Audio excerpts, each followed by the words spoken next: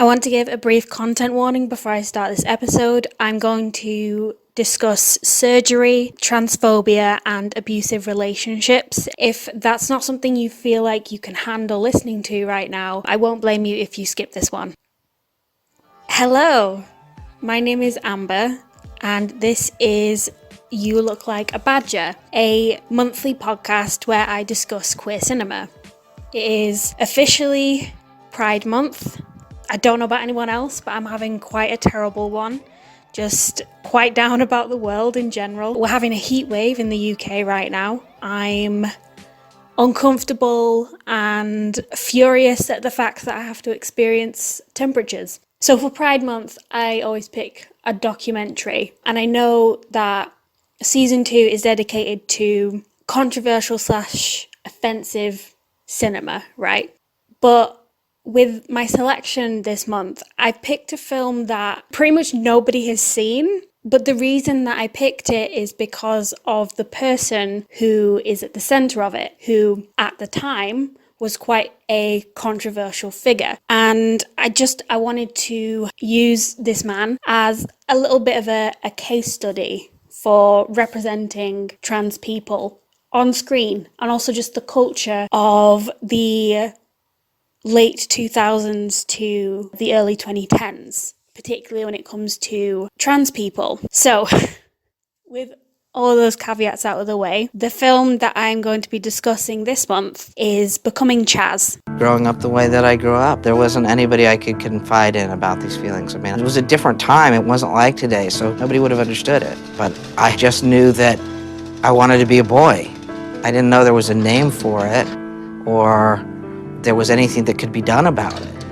Becoming Chaz is a 2011 documentary directed by Fenton Bailey and Randy Barbato, following Chaz Bono as he seeks surgery and social acceptance in order to become a man, after essentially having grown up in public. The film particularly focuses on how Bono's transition affects his girlfriend, often centering cis perceptions of being transgender and continually falling back on gender essentialist ideas of masculinity. For some reason, this documentary doesn't have a Wikipedia page, so I had to find out what awards it won manually by using good old Google. So I haven't found as many, but that doesn't mean it wasn't praised at the time. So it did win the GLAAD Media Award for Outstanding Documentary, and it was nominated for 3 Emmys, including Outstanding Non-Fiction Special, Outstanding Directing for Non-Fiction Programming, and Outstanding Picture Editing for Non-Fiction Programming. On Rotten Tomatoes, it has no critic score, talked about on this podcast, but it does have a 66% audience score and a 3.2 on Letterboxd. I know I've mentioned it a couple of times already, but not many people have watched this film. So the reviews that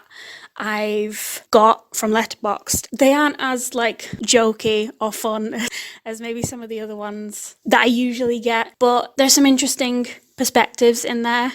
There were definitely a few people who didn't know how to talk about Chaz. So this isn't really a spoiler, but the documentary consistently uses his dead name and the wrong pronouns. So I think that kind of invited people in the reviews to do the same. It's not necessarily for me to, reprimand them, but just especially because the documentary seems to invite that kind of response. I don't feel like this was done maliciously. With that in mind, I haven't included Chaz's dead name, and I'm not going to here. To be honest, there is a chance that you already know it because he's been famous since he was a small child. So it's not like it could ever be a secret. So I kind of understand why people feel like they can use a celebrity's dead name, because it's such public knowledge, but it's tricky. And from what I know of trans people, they generally don't like it when you use their dead name. It's not a nice thing to do, and I'm going to avoid it here, and I'd invite you to do the same, especially if you don't know his dead name. You don't need to go look it up. It's fine. I'm gonna move on to the reviews. Madeline said, a really fascinating look at the toll gender reassignment surgery has on an individual and their loved ones. One of the main things that I personally found when watching the documentary is how, if you've been on YouTube for long enough, what's in Chaz's documentary is quite commonplace on YouTube.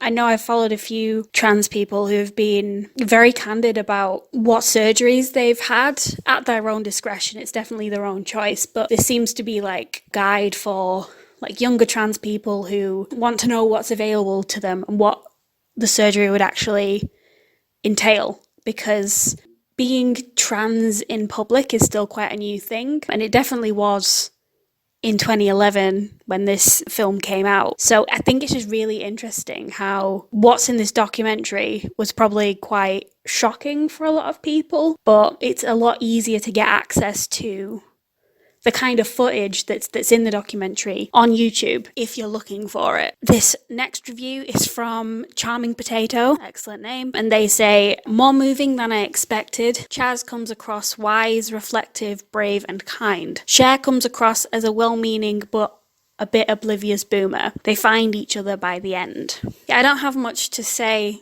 about this review other than, I guess, being a celebrity doesn't prevent you from being ignorant about stuff, that being a celebrity isn't necessarily you being an authority on something, which I think is probably going to come up later in the podcast, because I have some opinions about the way this documentary talks about gender.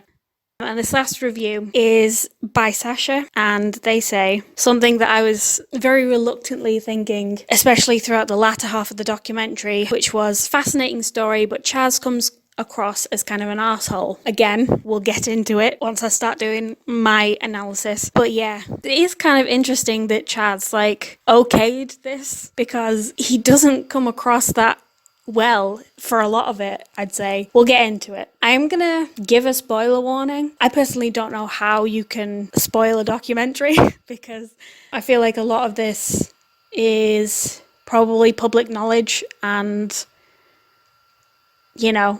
there is still obviously a narrative to the film. If this is something that you wanted to watch, not many people have actually seen this film, so I wouldn't blame you if you hadn't. I don't personally think it's that necessary that you watch it. I feel like I said, a lot of what's in it is pretty much public knowledge, but if you've heard me talk about it and you wanted to go watch it, it's really hard to find. I had to subscribe to Wow Presents Plus to find it. That's the only place that I could find this documentary, which is quite annoying because I wasn't really interested in subscribing to Wow Presents Plus otherwise, but it's what I did. This is what I do for this podcast. If you can find it somewhere else, then that is great, but I personally don't think it's gonna make a difference. But still, here's your spoiler warning. If you don't want it spoiled, click away now, go watch the film, and come back. It's different as a kid because, boys and girls are the same as a kid. Other than genitalia, there's no difference between a boy and a girl. When I went through puberty, it was obvious, oh fuck, what's happening? In high school, often at night, I would go to bed praying that I'd wake up the next day as a boy.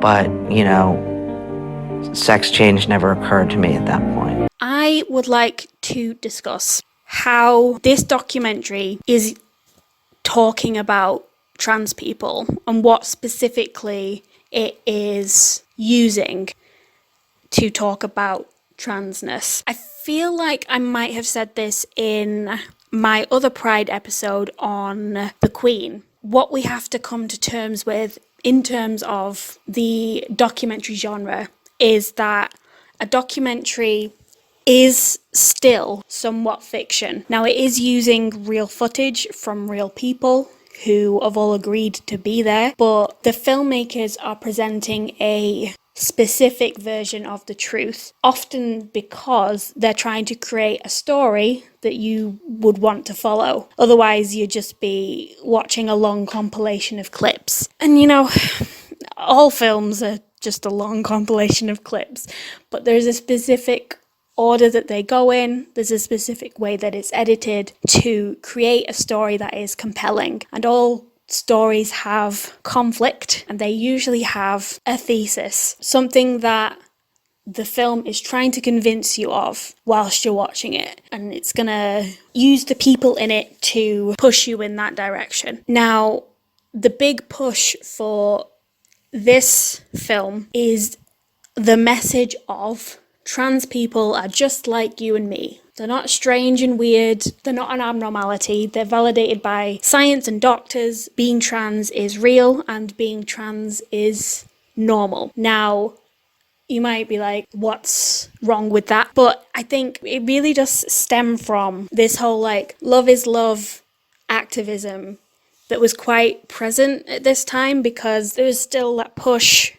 in the US for gay marriage, acceptance of gay people in general. The way that people tried to convince bigots of this fact that gay people deserve human rights is trying to convince them that being gay isn't a choice, it's something you're born as, and being gay is a natural, normal occurrence, and that gay people are not these weird perverts who want to take over the world and overthrow your lives. They're just like normal people. And this is present in Becoming Chaz, and I understand where it's coming from, in the same way that I understand that in order to convince your average person that members of the LGBT community aren't perverted and weird, you have to convince them in a legitimate way,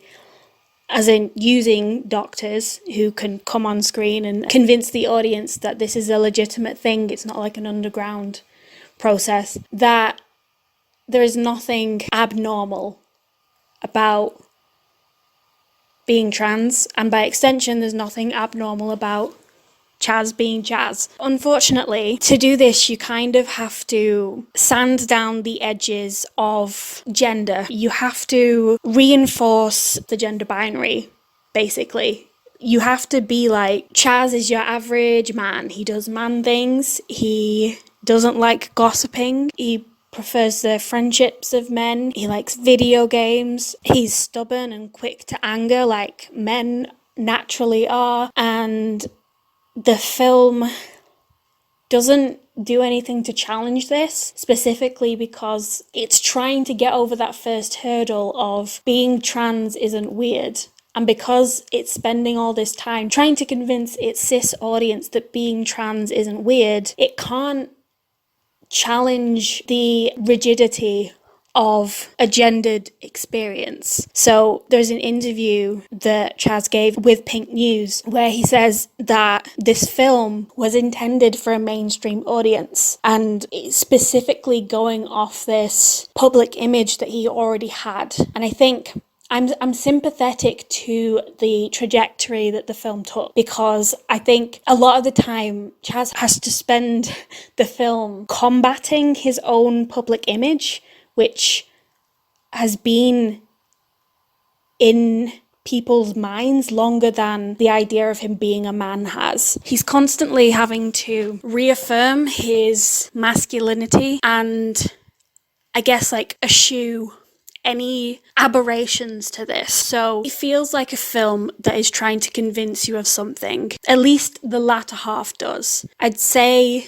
that initially, the first, I'd say like 40 minutes of the documentary, it feels very much like a journey, I guess. Chaz being like very candid about his experience in the public eye and how his gender has affected his relationship and what he expects of his surgery. And then I'd say the latter half of the documentary really hones in on his relationship and how his transition has affected that relationship, and how they seem to be like very starkly different in terms of gender. Like, I think the filmmakers seem to want us to think that they are like a sitcom couple where he's lazy, angry man who's stubborn and has to be correct, and she's a nagging shrew who doesn't have any fun and is constantly trying to change him. And I think the push for this is uncomfortable, and it's something that, specifically the relationship, is something that I'm gonna cover later on because I have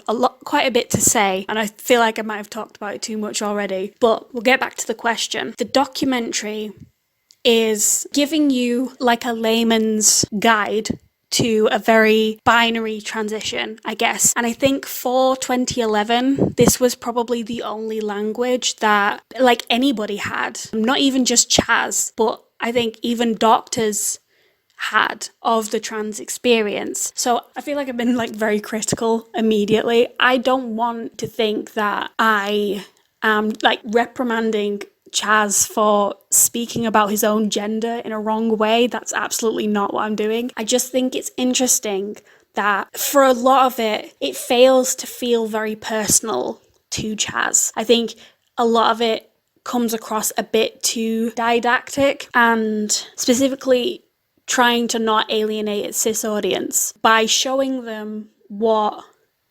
you, a cis person, would expect from a trans documentary. So you see like before photos and you know the person's dead name and their old pronouns, and you see photos before and after surgery. So it's trying to explain to the audience what being trans is, rather than letting us, I guess, really see who Chaz is as a person.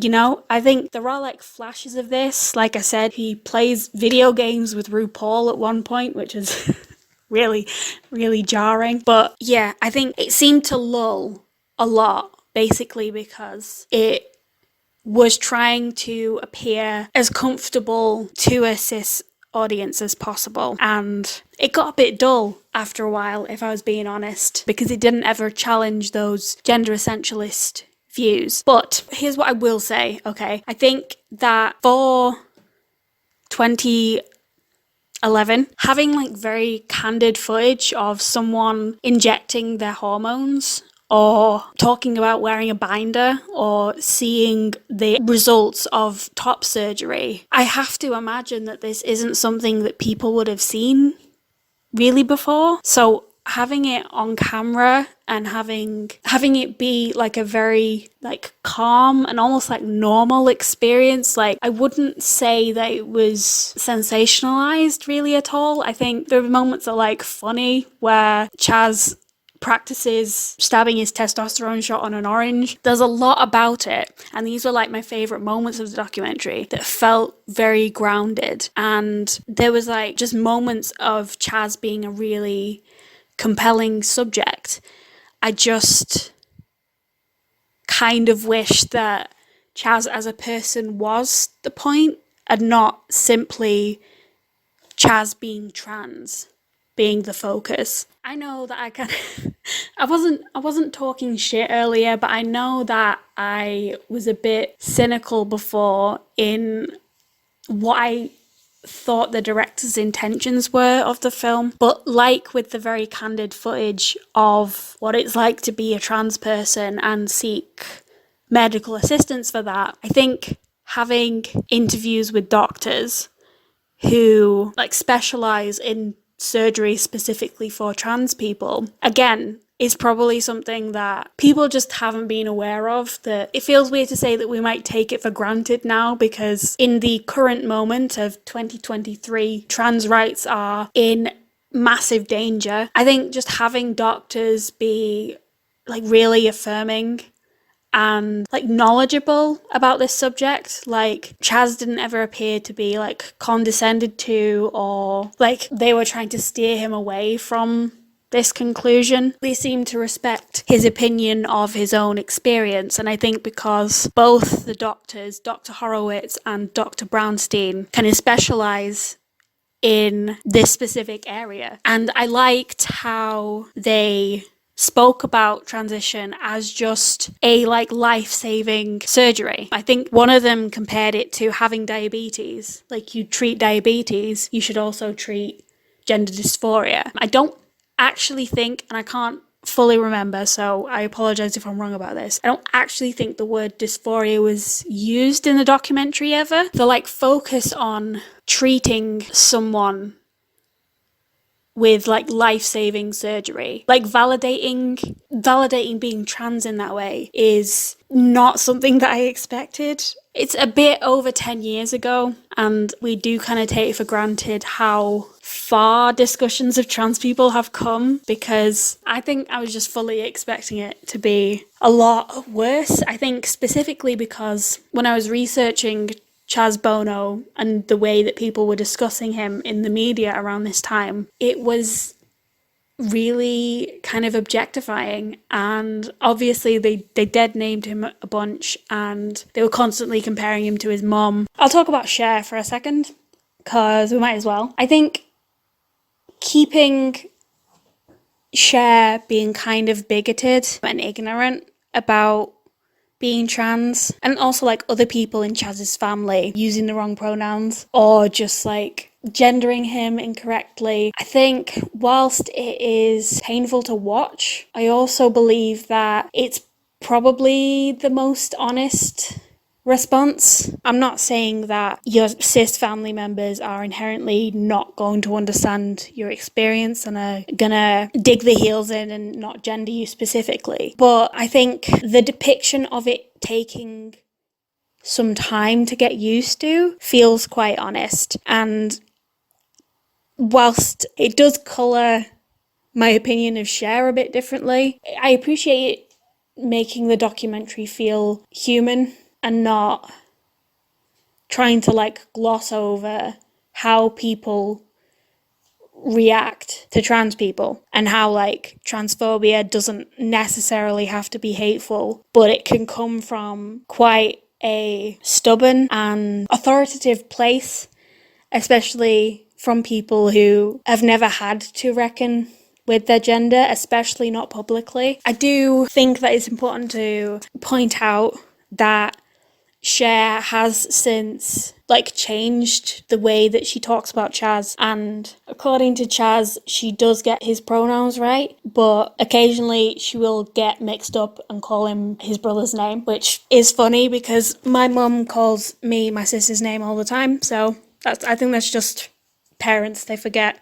The last thing I'm going to say for this section, I do think that it was really nice to have Chaz's siblings be like, yeah, I guess he's our brother now, who cares? I think that the film did want to emphasize that younger people just tend to have an easier time with accepting change. You know, I don't want that to be true. I want to think that people aren't going to be stubborn and just like lean into a perspective that they've always held and not question their cisness or where they fall on the gender binary. But unfortunately, the evidence seems to point the other way. You know, I mean, it's not true of all young people, but I do like that there are a significant amount of people who were ready to accept Chaz, which was just nice to see. I think if this film was a massive downer the entire time, it would be awful to watch, and it would also just like feed into the narrative that being trans is an inherently miserable experience, which from what I've heard is not the case. We're intimate, you know, we've been together a long time, we really know each other. And as different as we are from each other, and as much as she drives me up a wall sometimes, that's the person I want to be with. I put a pin in the relationship between Chaz and Jennifer because I wanted to focus in on it and kind of talk about the framing of gender within that relationship, and I'm going to do this in the most respectful way possible because this was a real relationship and these are real people and I don't know these people. I can't make assumptions about them or this relationship based on some footage that I'd seen that was filmed between 2008 and 2010. I don't necessarily think that's fair, but I think that I can talk about what the documentary is trying to tell me and put that up against what I actually think is happening, because I think these are two different things. I can talk about the story that the film is trying to tell. So here is what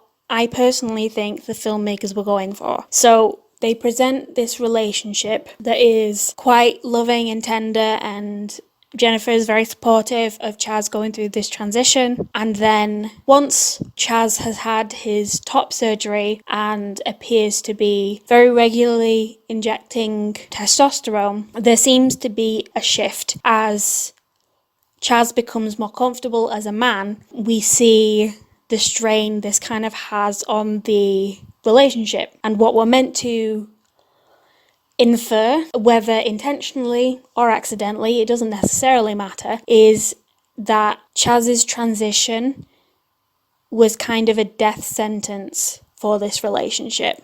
Now, I don't want to put words in people's mouths. I don't want to find intention where there isn't any, but I can infer stuff. The conclusion that I kind of came to, and this kind of, this conclusion irks me, which is why to section off this whole bit to talk about their relationship, is that the transition is what killed the relationship.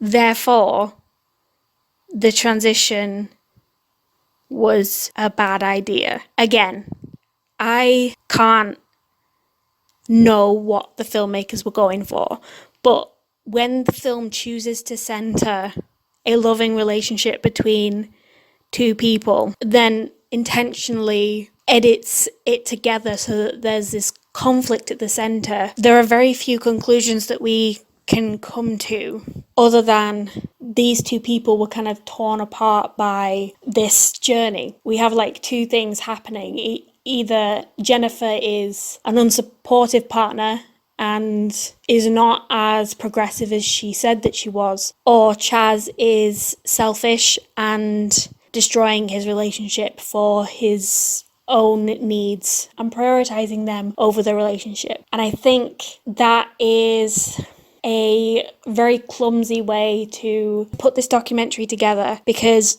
of course people's relationships are very important to their lives, but I think having the audience become invested in the success of the relationship is a surefire way to build resentment in the audience once it seems that the choices Chaz is making affect the relationship in a negative way.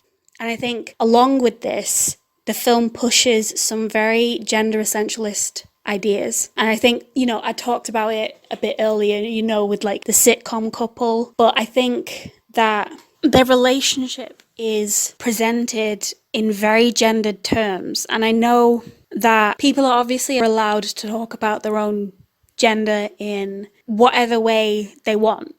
I'm not here to police this, but I think when you're making a documentary about what it means to change your gender in the public eye, I do think you have to be a bit more, careful with the way that you're doing this. Because for me, I didn't like that the film positioned Chaz's masculinity as the nail in the coffin for their relationship, because we know that Jennifer and Chaz broke up, so they were no longer in a relationship. Positioning masculinity as being stubborn, being quick to rage, posturing, being rude and mean towards your partner is not necessarily a man thing. I think it can be influenced by one's own ego and sense of self-esteem. I don't necessarily think that it's something that is inherent to men. And I don't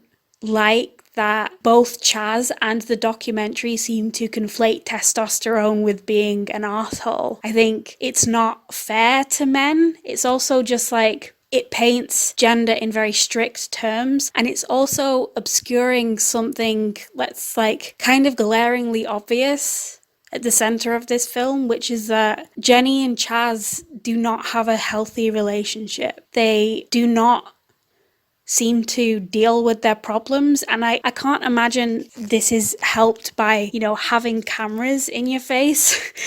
We learn of both of their addictions. So Chaz mentions being addicted to pills, and Jennifer mentions her alcoholism and the fact that she's trying to finish college. So the fact that both of them are under a massive amount of stress and both of them are addicts, they also don't have a ton of space because they're constantly being filmed. All of this is kind of culminating in really like unhealthy, kind of toxic, bordering on abusive behavior towards each other, none of which is necessarily influenced by gender or by Chaz's transition specifically. I'm not against arguing that doing all of this in the public eye has not added to the strain of it, but it's not necessarily because of their specific gendered roles that this relationship failed. And I don't like that the documentary puts the onus on Chaz's masculinity. Like, I just don't. Them constantly getting at each other, and it's mentioned that Jennifer punched Chaz after he was mean to her. I think like throwing that casually out there and not, focusing in on the fact that this is kind of, if not an actually abusive relationship, it's definitely a toxic one. And none of this has anything to do with Chaz being a trans man. But because the film doesn't deal with it, it's kind of conflated into the transition, and specifically about Chaz now being a man, because before he wasn't a man and he was nice before, but now that he is a man, he's not nice anymore. And it has nothing to do with the fact that Jenny relapsed on alcohol and is incredibly stressed from college, and how they're constantly being filmed and are under scrutiny from the media and the press, and are also constantly having to deal with microaggressions from their own family. I'm sure none of this had any influence on the strain of their relationship. I feel it was a bit irresponsible to not question the extent that they were presenting a gender essentialist point of view, and how this specifically informs the depiction of what is a quite unhealthy relationship that I'm not particularly invested in, but I am glad that they are no longer together, because I was legitimately